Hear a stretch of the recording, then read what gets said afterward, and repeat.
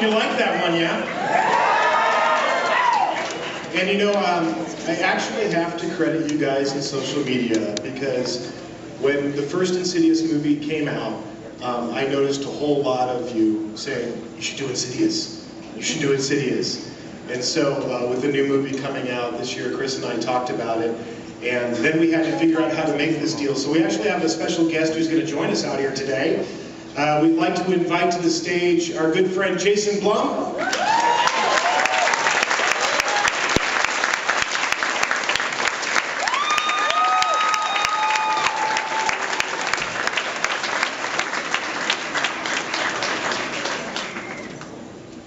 Welcome, Jason. Hello, or hello again. So we actually all met many moons ago at Halloween Horror Nights. Do you remember this, Jason? Yes, we did, on the opening of Friday Night of Paranormal 2, right, with Rob Zombie. Yeah, we went. It was my first Halloween Horror Night experience. I was looking at my BlackBerry. A lot, and because it was Paranormal 2, so the only sequel that all of us were thinking about at that time was Blair Witch, because that was the only found footage horror movie that had a sequel. And so we just were really hoping that our sequel went a little better than that sequel. And that night we found out that it did. So it was a very happy night for us. It was really surreal. Yeah. It was crazy. I remember taking Jason through mazes, and Chris was taking him through mazes, and you know, it was constantly looking at the BlackBerry because you were getting the box office live, I think, that night. Yes. It was a great night. It was very fun.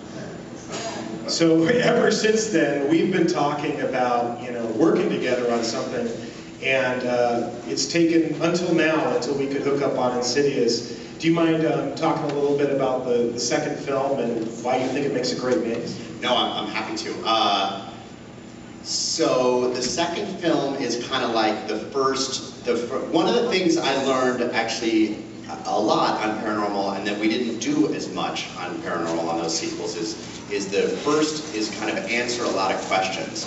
And so when I was talking to, well, first of all, it was very much in question whether James and Lee were going to actually do a sequel. And until they said no, there were a lot of financiers who were like, you gotta go make it. And I kept going back and I kept saying, as long as James and Lee are saying maybe, we're not going to make the sequel, because I really, if they do it, it'll be better than if anybody else does it. So we had to wait a while for them to actually come around. But I was really happy they finally landed on an idea that they liked enough to make a second movie. And the second movie answers a lot of questions in the first movie. We spent a lot of time in the further and these kind of what hopefully have become kind of Insidious iconic places. And that is what we're going to walk through very soon, right? Yeah, and I should say, if you guys are fans of the Insidious franchise, we're not just doing Insidious 2, we're actually doing the entire franchise. Insidious and Insidious Part 2, and in just a little bit we're going to take you guys through a behind-the-scenes presentation and show you some of the things we're working on. But I wanted to ask real quick on the subject of paranormal. I know I've actually resisted doing paranormal mazes for Halloween Horror Nights, because, you know, what we do is, you know, it's so visceral. It's always, you know, you're walking in a scene, you got 10 seconds to execute that scene. But Chris here is a big fan of all things paranormal. So I wanted to maybe ask Chris why he was attracted to doing Insidious. I think that when you look at the first film, and you see the ghosts in there that are very tangible, and actually are very physical and can do physical things to you, which is harm you. You might see some of that actually in the second film, but we had felt that we could embrace that with our characters and make all that come to life. And one of the other funny things is last year at Horror Nights, James came, and James and Lee are big Horror Nights fans. Big fans, yeah. I actually learned, originally I think I learned about Horror Nights a lot from James and Lee and then Rob, but James and Lee always talked about it. And James, is he getting your, no, we don't know yet. We do know yet. Did he ever get it? You're looking at me like, I don't know. No, I'm with you. Yeah, did he ever get, has he gotten the award, the special award? Has he gotten, I think he'll get an award. You think he'll get an award? That's good. Well, I'm glad to hear that. Well, it's funny. I'll tell you a funny story about the ghosts in Insidious. So when James, this is one of the reason that we make all of our movies inexpensively is so that we can do weird stuff and take chances. The higher the price of a movie, the less kind of risks you can take. So when James and Lee first pitched Insidious, James said that the third act of the movie, the further, was going to be exactly like the David Lynch movie. And the fun thing about making inexpensive movies is that if I were an executive and Insidious was a $20 million movie, you'd say, James, you're out of your mind. You're not making a David Lynch movie for the third act of this movie, you know? You have to, we can't do that. And happily, we were making a very inexpensive movie, so I was like, well, one of the things I often tell directors before they do these movies is, what have you always wanted to do in a horror movie, but you've always been told you can't? Like, try that. And so that's why those ghosts are such 100% James and Lee's creation, and the reason that they were able to do that and try something new is that they were, you know, we weren't working with a lot of resources, so you can take creative risks. And now we get a maze. Exactly. And you know, it's funny how these things come to be. You know, all these different deals that the people we get to work with in the filmmaking community. But last year during Horror Nights, if you've ever been on the Universal lot, and particularly the back lot, and I know you know that, I know that you know this, the film reception is horrible, right? When you're out on the back lot, you can never, like, you'll get a call and you can't hear who's calling you. And my phone kept ringing this one particular night of Horror Nights, and I didn't recognize the number, and I think I was with the producers of Walking Dead that night. So I was like, whatever. And then I got home later that night, and I thought, I should check those messages, and it was James. And he'd just gone through La Llorona, and he was like, oh my God, La Llorona. And he's like, we should work together, we should work together, we should work together. So that actually started last year, and then when Chris and I came over to Blumhouse for that first meeting with all of you guys, James, Lee, Jason, we all sat down, and then Lee told a very funny story about his experiences in Horror Nights, because we actually, you know, they were the creators of Saw. You know, if you know the Saw franchise, James and Lee created that franchise. And Lee was so excited to go to the maze when we first did it. He brought all his friends from Australia, and they got to the scene, and if you know Saw, you know, Lee also plays the other lead character in the film. And he got into the bathroom and he knew, like, oh my God, you know, this is where my character is. And he, you know, it was like seeing, you know, his own action figure or something. He was really excited about it, and he could see the performer's feet underneath the curtain. And he got all excited, and he ripped the curtain away, and the performer was like, ah! And then he felt a tap on his shoulder from our people, and they're like, sir, come with us, please. And he's like, well, no. And they're like, yeah, you can't do that. And he's like, no, I'm the writer of Saw. And they're like, sure you are. And his friends were actually like IMDb'ing him and going, see this? This is the guy who wrote Saw. Yeah, come with us, sir. So, tackle anything, you know, and this is kind of a rule that he and I made years and years ago, all the way back in 2006.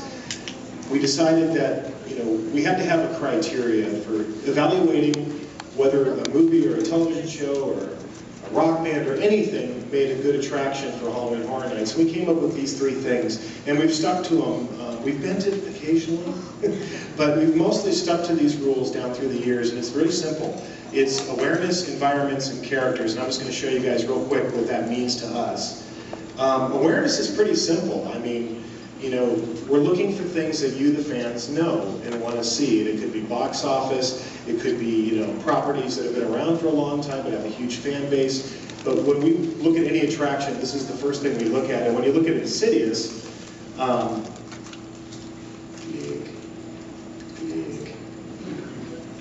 is that full? See, James Wan is here.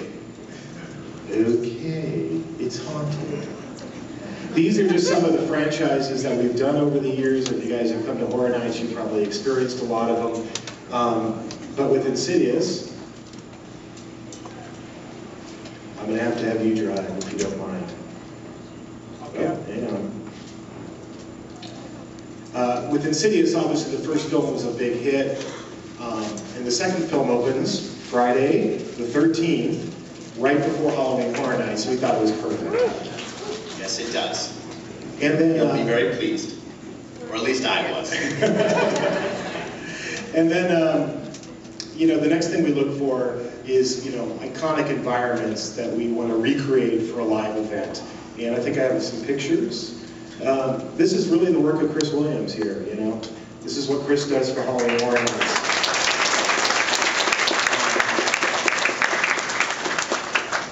And you might recognize some of these environments. Chris, if you can see them from the stage, you might want to point a couple of them out. Let's see, maybe the middle, that would be your guys' left. You know, the thing frontal with a snow cat down underneath that, the saw frontal as well. So, you know, we really try to, even all the way up to like some UV looks and frozen areas, like you can see with one of the frozen girls in the Alice Cooper maze. So we really try to detail it out, and if we get really good, if we're working with, say like Jason, if we get really good images and really good behind the scenes production photos, we can really emulate it, we can really duplicate. So if, and John and I have done this before and had to scroll through 14,000 images on Insidious. That's how many pictures we went through in the 2 films. Yeah. So obviously we've got great production photos to pull from. So we can look at every wall, we can look at every prop essentially, and also characters, and really bring them to life. And that's how, you know, we can really design and put things together. And then speaking of characters, that is the third thing. But when you talk about environments, when Chris and I first, you know, started talking about Insidious, obviously there's, you know, we felt that there was lots of great iconic environments. You have the Lambert house, you have the incredible seance scene that takes place in the first film, you have Callie's bedroom, which creeps me out. And, you know, you have the Further itself, and you have the lair of the Red Demon, you have the Red Door, and in the second film you're going to learn a lot about Parker Crane, and there's a very iconic environment for that as well. But in judging all of these environments together, we thought, okay, we got enough to do Insidious. And then lastly, it's characters. And we're looking for great iconic characters that we can replicate with live actors. Because what we're doing is different from a movie. We're doing a live presentation. And pretty much we treat it always that it's a new scene every 10 seconds. This is a smattering of characters that we've done in the past for Horror Nights. That's kind of everything from the sculpts and molds, but just some of the characters we've done over the years. And of course, when you talk about Insidious, you have a lot of great characters to choose from. You've got the old woman, you've got the red-faced demon, you've got the long-haired fiend, and you've got all of the further ghosts. And of course, in the new film, if you've seen the trailer, which I hope all of you have, you see Parker's mother. And we're bringing all of those characters to life.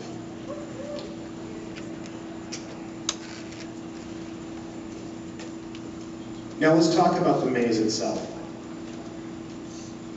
The players that are involved, obviously Blumhouse Films, Jason Blum, obviously James Wan, the director, Lee Wannell, the writer, but also working with Film District. So all of us get together and we all collaborate. And this maze in particular was really a collaboration with the filmmakers. So from day one they were involved in the creative of what we're ultimately going to do for Horror Nights. Let's show you how this all starts. So this is how Chris and I start a maze. We take Post-it notes and we write down 3 different things. It's usually scenes, characters, and action. And we plaster them all over our office. And then we move them around and move them around until we've got basically the show flow. And that is the Insidious maze right there. That's how it starts. And from there, it goes to a written treatment. So I'll typically write, in the case of Insidious, I think it's 75 pages, scene by scene, room by room, character, sound effects, what you see, what you hear, often what you smell. Because you've been through our mazes, right? You know they have sense. And we're trying to identify all of those things so that I can take the treatment and hand it to Chris. And then from there, he does the drawing package.